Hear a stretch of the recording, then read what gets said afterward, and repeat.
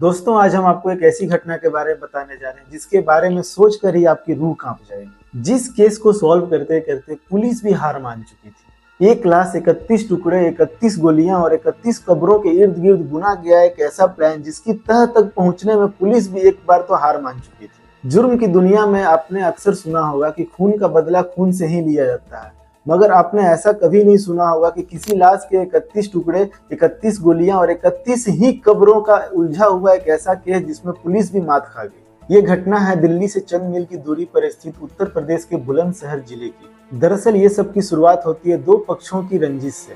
कुछ समय पहले इलाके में एक डॉक्टर को गोलियों से भूनकर कत्ल कर दिया गया था।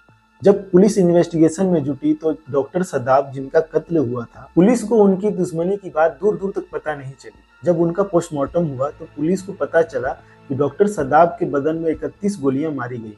अब पुलिस की टीम ये सोच में पड़ गई कि आखिर एक डॉक्टर को इतनी गोलियां मारने की क्या जरूरत थी, जबकि इंसान एक दो गोली में ही मर जाता है। तो फिर डॉक्टर सदाब के बदन में 31 गोलियां झोंकने के पीछे का क्या मकसद था? ये सवाल जितने काम का था, पुलिस वालों के लिए उससे ज्यादा उलझा हुआ भी था।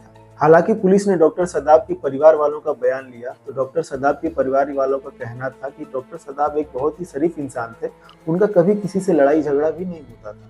अब पुलिस की टीम डॉक्टर सदाब के परिवार वालों का बयान सुनकर जांच पड़ताल में जुटी और अपने ही सवाल के आगे खाली हाथ खड़ी हो गई। जहां से उन्होंने इस केस की इन्वेस्टिगेशन को आगे बढ़ाने की कोशिश की थी। कई दिनों की कड़ी मेहनत के बाद पुलिस को जो कुछ भी मिला उन सबको इकट्ठा करके देखने से ये बात तो साफ हो चुकी थी, हो ना हो परिवार वाले भले ही डॉक्टर साहब की किसी से दुश्मनी का जिक्र नहीं किया हो, मगर कत्ल की इस घटना में दुश्मनी का एंगल तो कहीं ना कहीं छिपा हुआ है, जिसे पुलिस को तलाश करके बाहर लाना है और कातिलों तक पहुंचना है। वो कहते हैं कि अपराधी हर जगह पास हो जाता है, लेकिन कहीं ना कहीं जा करके वो फेल हो जाता है और उसी जगह पर पुलिस और किसी इन्वेस्टिगेशन एजेंसी की जीत होती है। और बिल्कुल ऐसा ही हुआ बुलंदशहर के डॉक्टर सदाब के हत्याकांड के खुलासे में। अगर डॉक्टर सदाब की किसी से दुश्मनी नहीं थी तो उनके बदन में 31 गोलियां क्यों किसी ने मारी? खुद से पैदा हुई इस सवाल से जूझती हुई पुलिस बुलंदशहर से हापुड़ पहुंच गई और वहां जाके पुलिस को पता चला कि 18 मार्च 2024 को हापुड़ के हाजीपुर इलाके में इरफान नाम के एक युवक का बेरहमी से कत्ल हुआ था।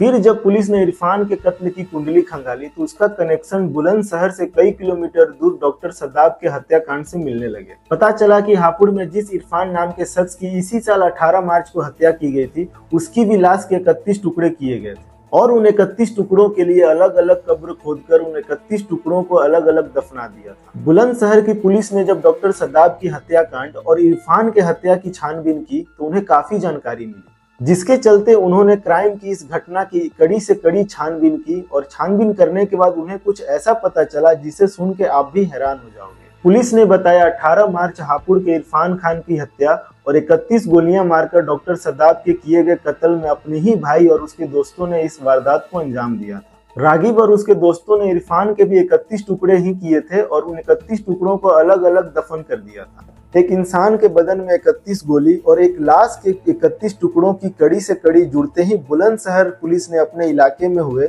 सदाब हत्याकांड के खुलासे के करीब जा पहुंची।